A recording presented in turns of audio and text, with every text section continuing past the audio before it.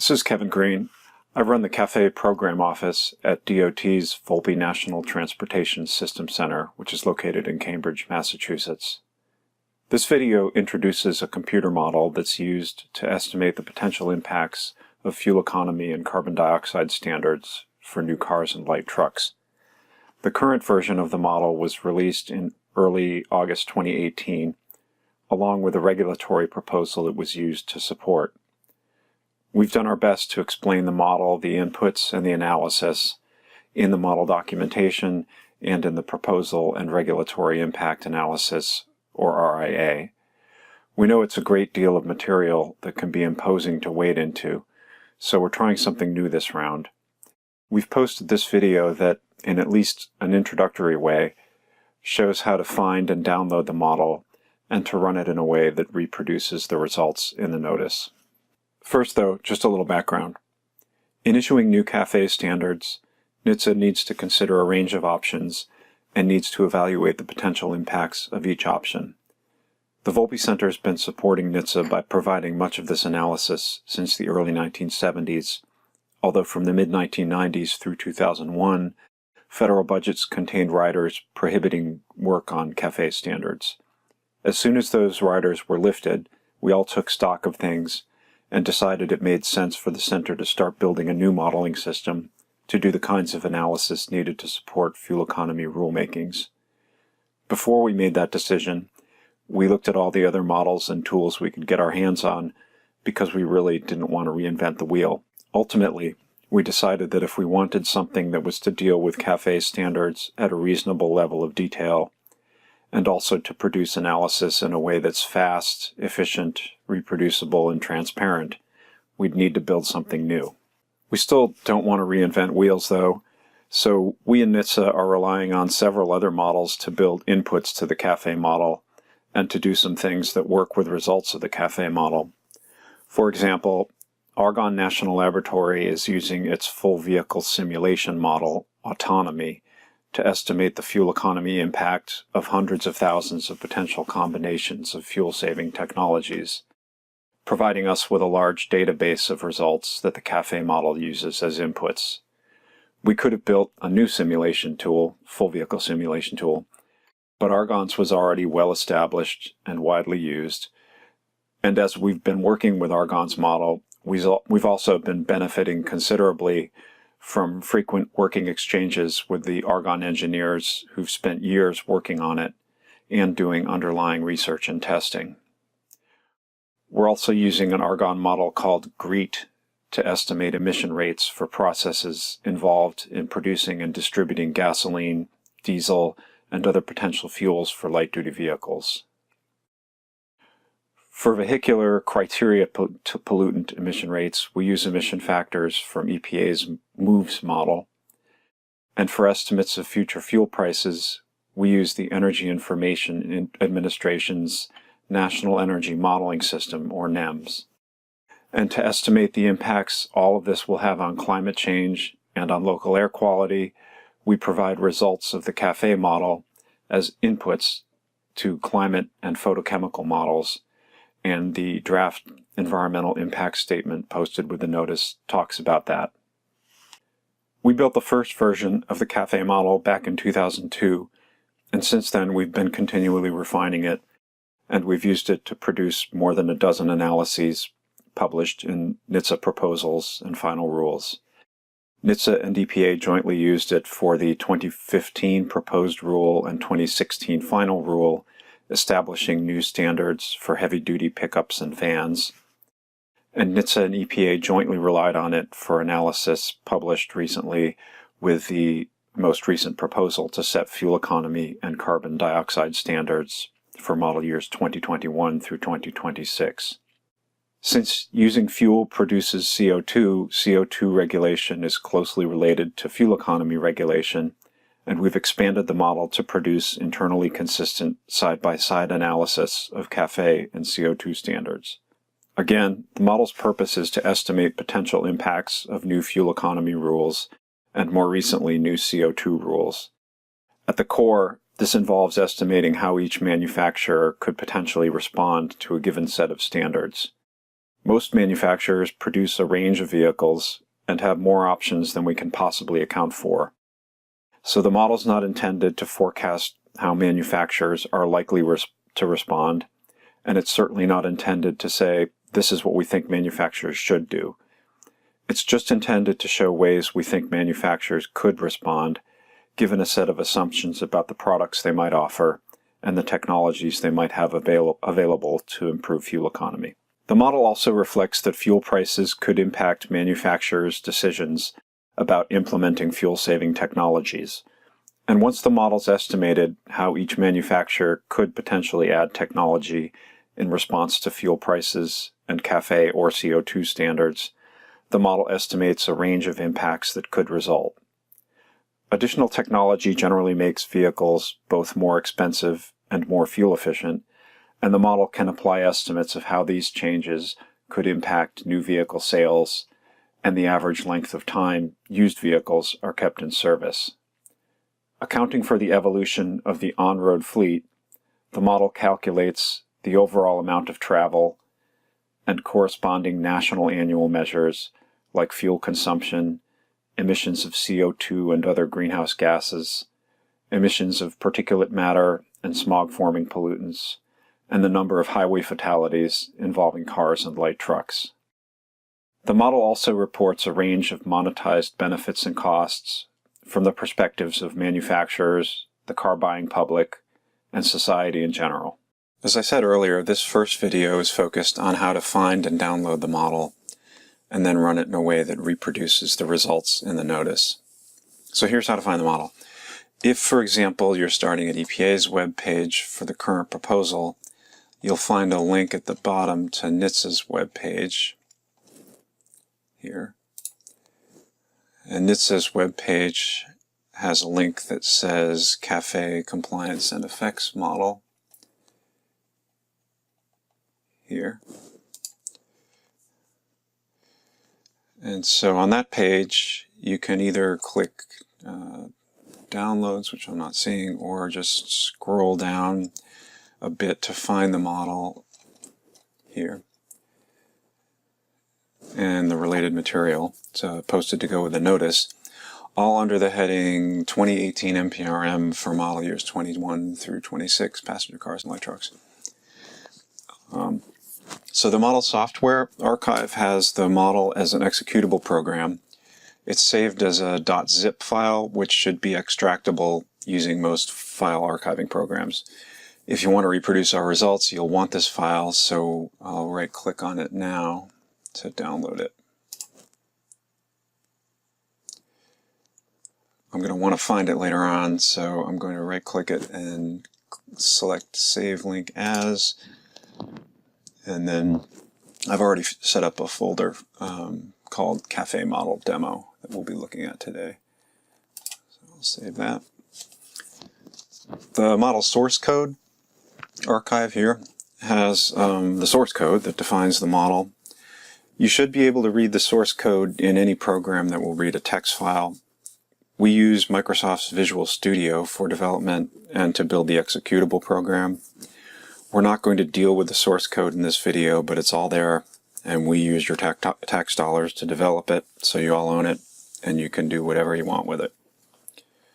Here's the model's documentation explaining how the model's constructed, how all the parts fit together, what's in the inputs and outputs, how to run the model. Even if you're just looking at the model inputs and outputs and you're not running the model, you probably want this, so we're going to download that too.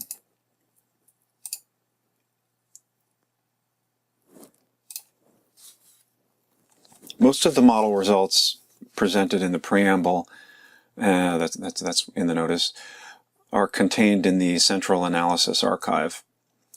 This archive's saved as a 7-zip file, and you'll need an open source program called 7-zip, which you can get from www.7zip.org. If you want to reproduce our analysis, you'll need the inputs that are in this archive. I've already downloaded it, so we'll look at that later. It takes a while to download. In this video, we're not going to use the rest of these files, but just to explain what they are. The two MY standard attribution archives, that's model year standard attribution archives. These contain model inputs and outputs for analysis in which each regulatory alternative is disaggregated into a series of simulations, each of which adds an additional model year's CAFE or CO2 standards. For example, the no action alternative or the baseline is disaggregated into a series of what you might call sub-alternatives. The first one including only the model year 2016 CAFE standards, the second adding the model year 2017 standards, and so on. Section 7A of the proposal explains that these runs are used to look at the incremental impacts over time of each year's standards. For example, starting from all the standards in place through model year 2019, adding the standards for 2020 should lead some manufacturers to add some additional technology even before 2020 due to the manufacturer's redesigned schedules in conjunction with the CAFE and CO2 program's credit banking provisions. For example, fuel economy improving technology might be added as part of some vehicle redesigns planned for 2019. Conversely, quite a bit of the technology added in model year 2020 and beyond might be needed with or without the 2020 standards in order to comply with standards through 2019. The sensitivity analysis area, and I'm going to open that over here in a new tab, has archives for a wide range of side cases considered in the current proposal. Since there's uncertainty in forecasting 10 or more years into the future, NHTSA and EPA assess the potential consequences of different levels of standards if the world turns out to be different in various ways from the current analysis. The model is able to look at other plausible scenarios by varying inputs like future technology costs, fuel prices, and pretty much anything else that's set up as an input to the analysis. We also looked at some cases that might not be so plausible, but that help to show how sensitive the results are to specific model inputs. Section 7H of the proposal summarizes results of extensive sensitivity analysis, and the inputs and outputs posted in these archives have all of the underlying modeling. We split this up so that each case is in a discrete archive separately for the CAFE and CO2 standards, because uncompressed, the entire set takes up nearly a quarter terabyte of disk space, and it'd take hours or maybe even a couple days for anyone to download it. If you want to get into the sensitivity analysis, we'd recommend clicking on the link, which I just did, and then starting with the sensitivity cases .xlsx file to figure out which archives to download. All of the inputs are in a single archive here. Sensitivity analysis inputs, that's a 7-zip file. And the output archives are in separate folders for CAFE and CO2 standards. And this just shows there's one for each. Okay. The CAFE version model peer review. The last of these links for the current version of the model shows comments we received as part of a formal peer review of the model we had done last year, 2017. Since 2002, the model's probably been through more review and comment than most of the other things the federal government's done during that time frame. Formal peer review's been part of it, but every time NHTSA's proposed new standards, the model and analysis have been closely scrutinized through the formal notice and comment process, formal notice and comment rulemaking process. And every time we've heard and learned things that have led us to keep making improvements to the model. Of course, a formal peer review has benefits too. So last year we asked 4 outside experts and addressed questions about every aspect we could think of. Some of the comments ended up focusing more on policy and input choices than on the model itself and the model works. But many of the comments were very helpful, and the report summarizes all the comments and responds to them. Okay, that's everything that's posted here. So let's come back to the central analysis and how to run the model to reproduce it.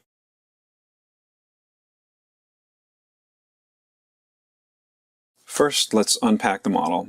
I mentioned 7-zip earlier, And this machine has that program installed, so I'll use that to extract the model.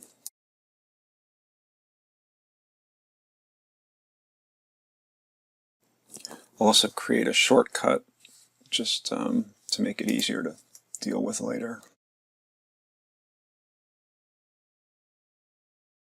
And put that over here.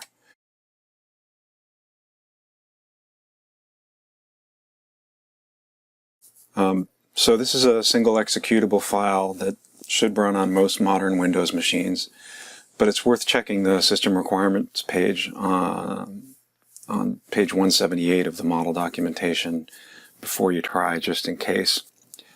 Depending on the number of scenarios, the model can use quite a bit of RAM and produce a lot of output to the hard drive.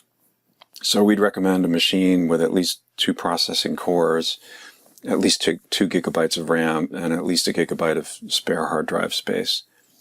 Just as another point of reference, when we're running the sensitivity analysis I mentioned, we're using a server that's got a couple dozen cores, 128 gigabytes of RAM, and it's got a mixed array of hard drives for live modeling, short-term storage, longer-term archiving, and for backup.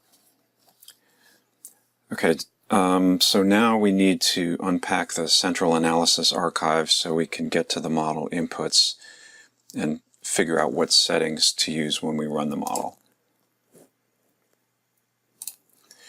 Since it also has the outputs from the central CAFE and CO2 modeling, this archive unpacks to about 10 gigabytes, which should take about a minute for this machine to work through. While that's going, one thing to consider is how to keep everything organized, which means considering the different kinds of modeling in the central analysis. The model's set up to offer the option to either simulate compliance with CAFE standards or to simulate compliance with CO2 standards. We've gotten questions about simulating simultaneous compliance with CAFE and CO2 standards, and the answer is that the model interface doesn't currently offer that option, although the source code does still have it there as something we've been testing. We also exercise the model 2 different ways when looking at CAFE standards, and section 2G of the proposal talks about this.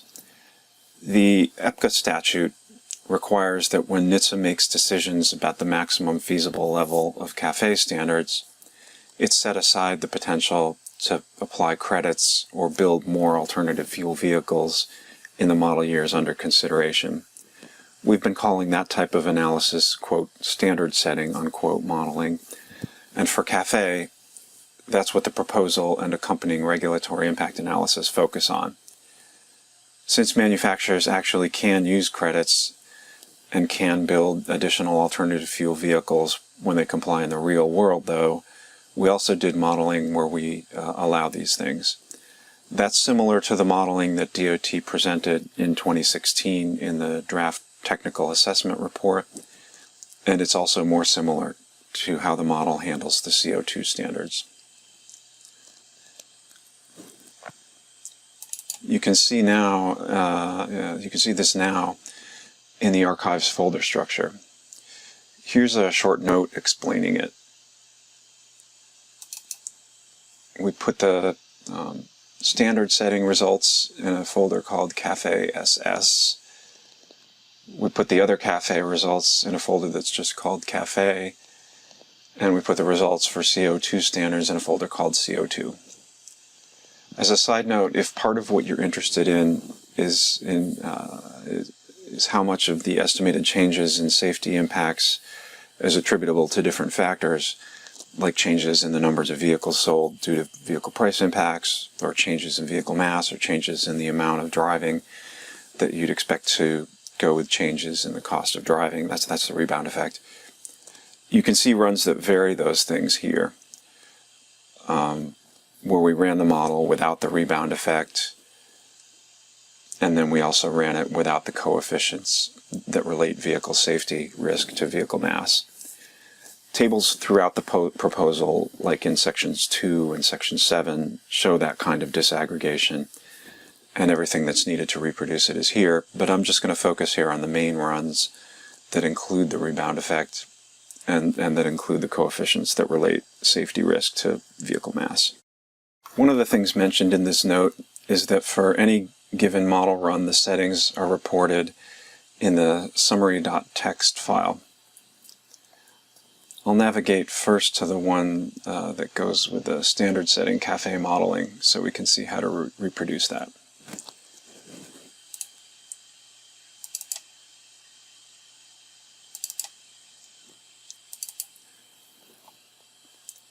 It's easier to read in WordPad, so I'll open it with WordPad.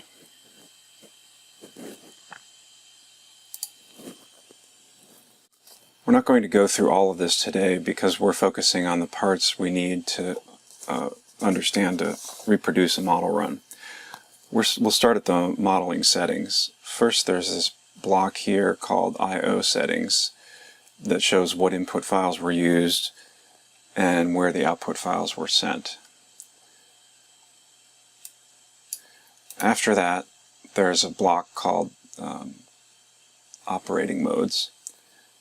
Some things controlling how the model runs are specified in the user interface rather than in the output files, and those choices are recorded here. Okay, now we want to open the folder that has all the input files.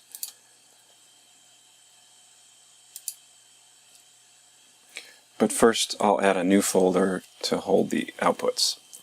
Mirroring the ones that are already there, I'll add one called Output Cafe Demo, and another one called Output CO2 Demo. And then we'll open the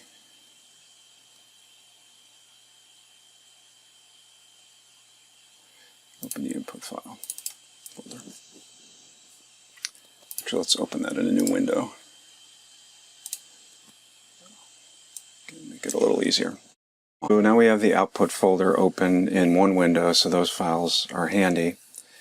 And we've got those notes open in another window, and now we're ready to run the model. And we just need to double click that shortcut and the model will open. The first thing you'll see is this notice. The first item just tells you what the model is for, and the second reminds you that if you put confidential business information into the model, some of what comes out of the model should also be considered confidential business information. So there's no CBI used in the inputs or outputs supporting the current proposal. So we say OK to all of that, and then the model asks us to either build a new modeling session or open a saved one.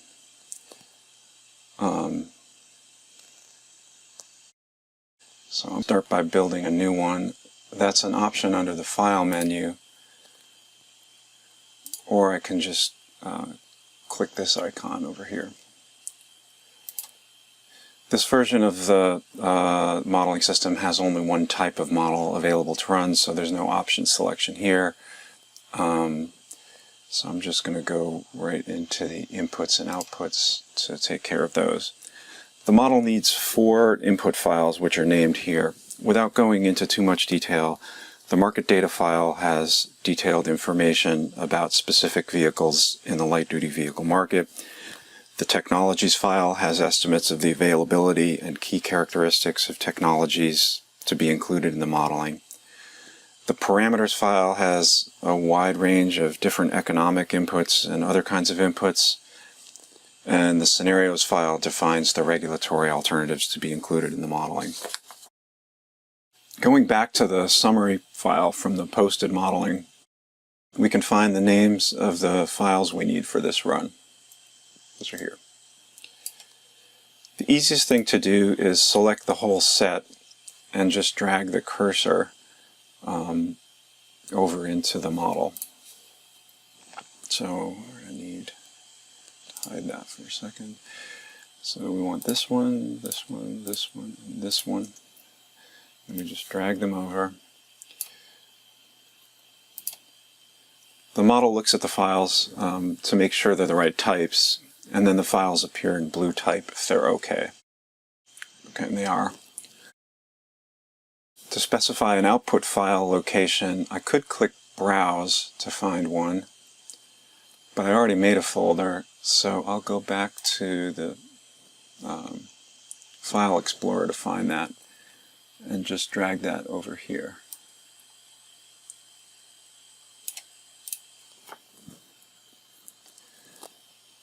Before moving on, I'll save all of those settings, and the model will load the input files and do some additional checks.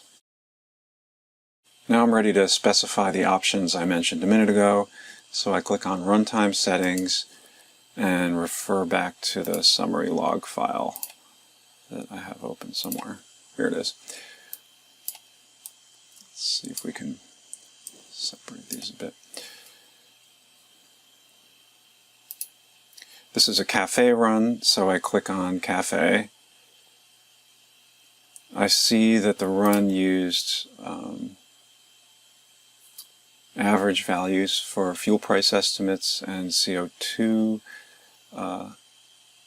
damage cost estimates. Those are here. I have to specify when the model should begin applying technology. The model was run with that set at model year 2017 since we started with a 2016 fleet, so I check that. The model was also set with allow credit trading. It's worth mentioning that the model, so I check that. It's worth mentioning though that the model doesn't currently simulate credit trading between manufacturers. It does simulate credit carry forward, or also called banking. It simulates credit transfers between the passenger car and light truck fleets, but it doesn't yet actually simulate credit trading between manufacturers. Since this is a standard setting run that's intended to inform decisions about CAFE standards after model year 2020, the model was run set so that credits would only be applied through model year 2020. That's here. In other words, the proposal is not looking at options for model years 2016 through 2020, so we ran the model allowing that manufacturers might use credits in those years. But the proposal is looking at options for later model years, so we set the model to stop allowing that manufacturers might use credits after 2020. The model was also run in a way that does calculations involving the entire on-road fleet rather than just the model years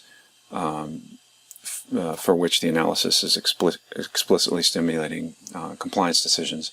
So I make sure this box is checked. And the model was run with the dynamic fleet share, sales response, and dynamic scrappage models all applied, so I make sure those boxes are checked too. The last option provides the ability to scale the calculated benefits to consumers by some value other than 100%. But I see from the log file that it was set at 1 for this run, so I'm going to leave that unchecked. Now that I have all of these options set to match what's in that log file, I'm almost ready to go. First, I close this box and find myself in a window that has a big blue play button at the top. But before I press that, I'm going to save this session in case I want to use it later on without rebuilding it. The model's going to create an output folder with the same name. So first I'm going to go back and find it.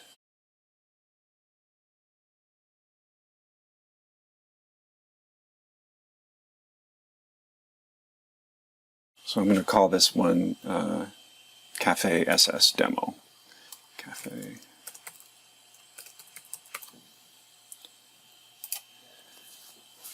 Now that I have the session set up and saved, I'm ready to start the model.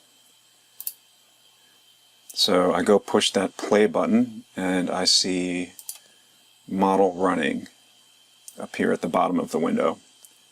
And I see things happening.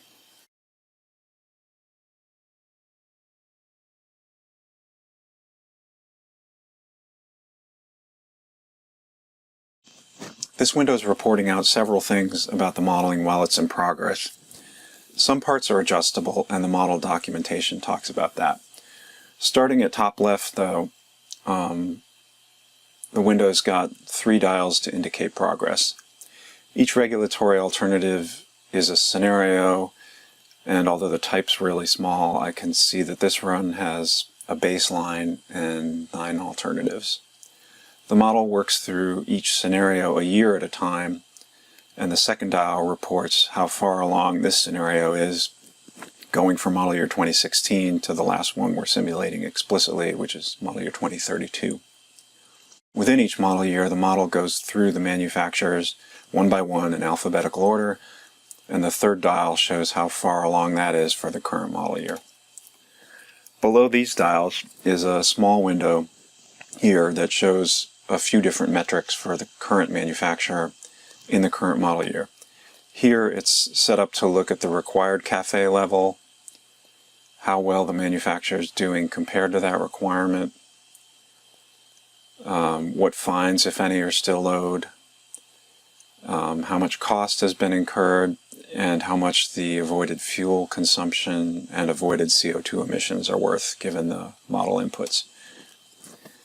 At bottom left is a scatter plot showing each of the manufacturer's specific vehicle model configurations and showing the fuel economy on the y-axis versus the vehicle footprint on the x-axis.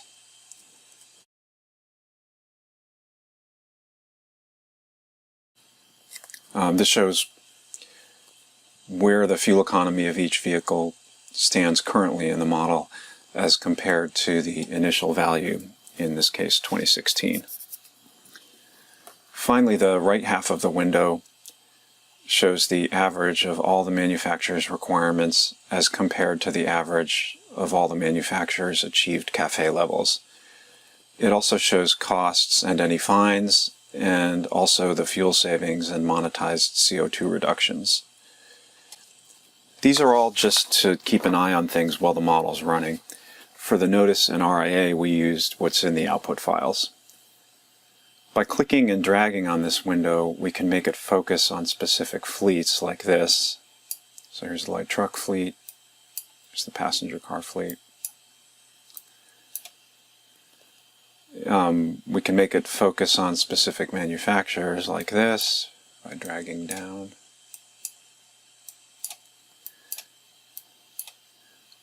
We can also make it cycle through the manufacturers as it goes, like this. That's what this little star indicates.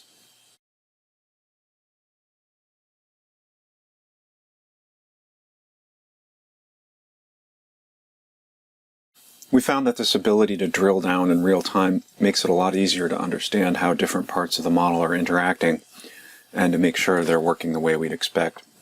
As we're watching this, it's worth mentioning that one of the questions we've gotten involves why the model often shows manufacturers over-complying with standards in the early model years. Section 2G of the proposal deals with the factors that explain this. First, the model takes the view that some shared technologies will be inherited, whether or not they're needed for compliance. For example, it might make more sense to gradually move all the vehicles currently sharing some V6 engine to some new turbocharged i4, rather than moving only some of those vehicles to the new engine and continuing to produce both engines indefinitely. Second, we assume that if technologies pay off fast enough to buyers, it'll make sense for manufacturers to add them whether or not they're needed for compliance. The central analysis uses a payback period of 2.5 years, such that before it even considers compliance requirements, the model applies anything paying back within 30 months.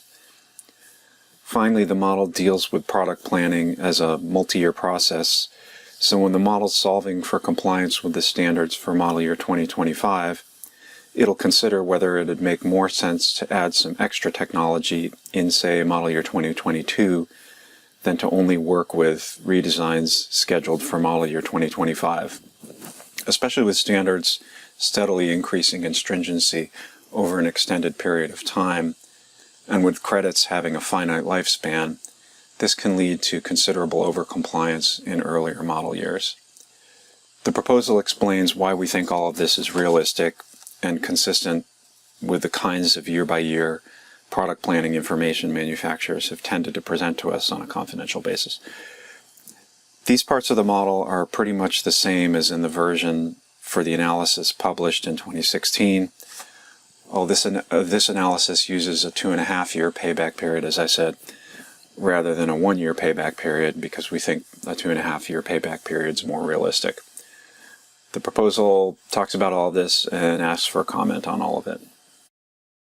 Okay, since this instance of the model is still going, I'm going to show you how to get the other kind of cafe modeling going and also the CO2 modeling.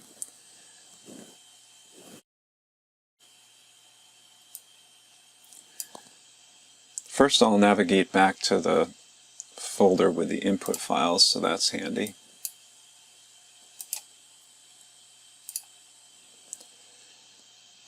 I've already closed the summary log file, and I'm going to open the one that we want, which is here.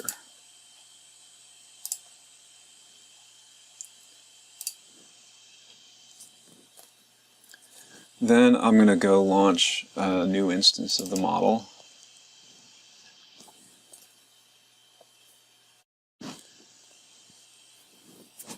Click OK again.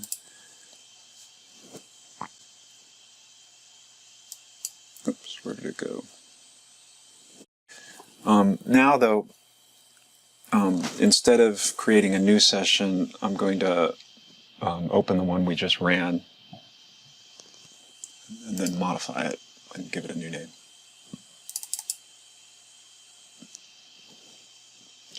Before moving on, I'm going to save it under a new name for the kind of modeling I'm going to do. So I'm going to call this Cafe Demo without the SS.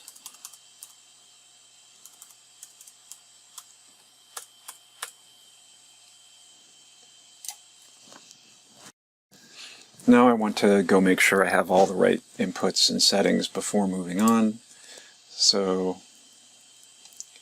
under the View menu, I select Modeling Settings and then go through the same process I went through earlier. For this kind of modeling, we're considering the potential that additional alternative fuel vehicles might be introduced in response to new standards. So we see that in the log file that we want the technology input file that says with BEV and FCV, that's battery electric vehicle and fuel cell vehicle. So we go find that in the input folder and drag that over to the dialog box.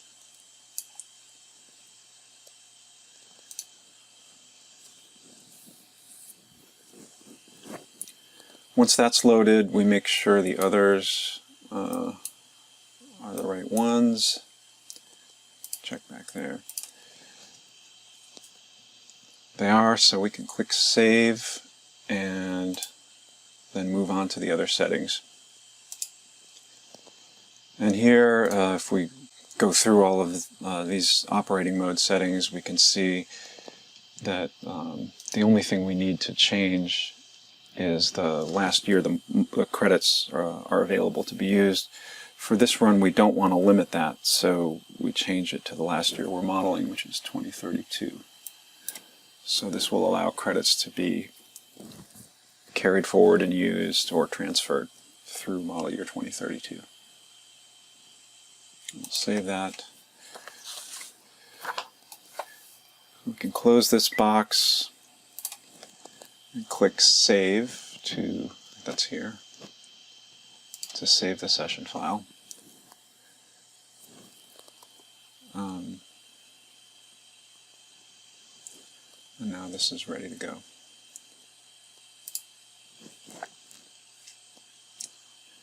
So now we can easily start a third instance of the model to look at how to run the CO2 standards.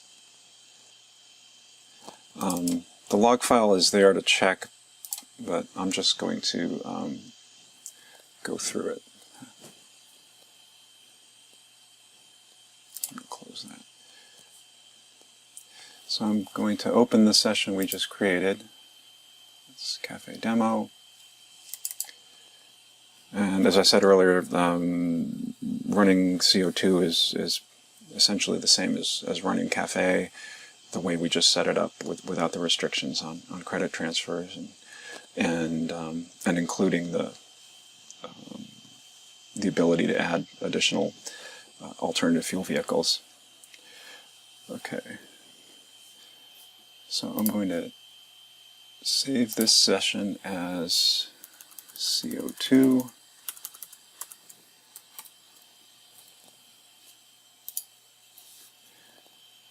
And then go back to modeling settings.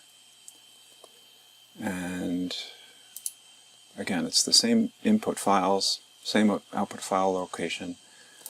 And the only thing we need to change is that we're doing CO2 modeling. So we click CO2, save it, resave that session file.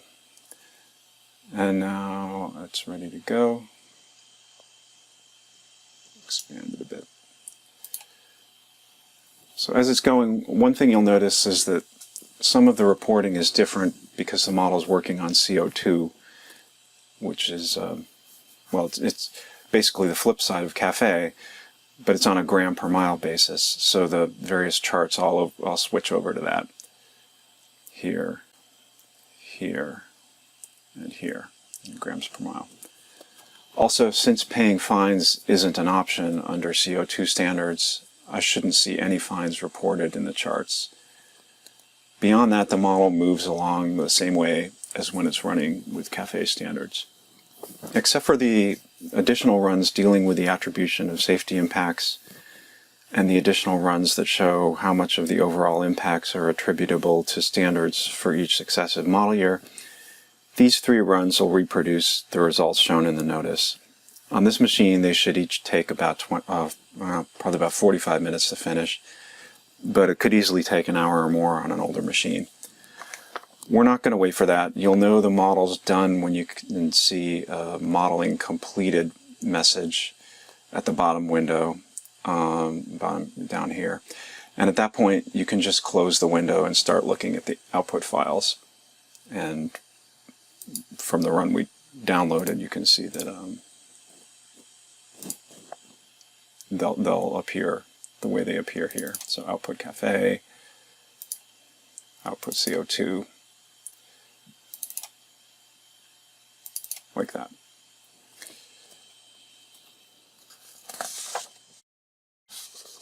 The model documentation provides a lot more detail than I can in this video about what's in those output files and also about what's in the input files and about how the model operates. Between the model documentation and the notice and the regulatory impact analysis, we've done our best to explain how this all fits together. But if there are any questions, here's my contact information and also contact information for people you should contact with any questions about the proposal itself. If you want to make comments about the model, you should submit those to the dockets for this proposal, which are also listed here. Although if you have comments about the model itself, it's also great if you can send them directly to me at the same time.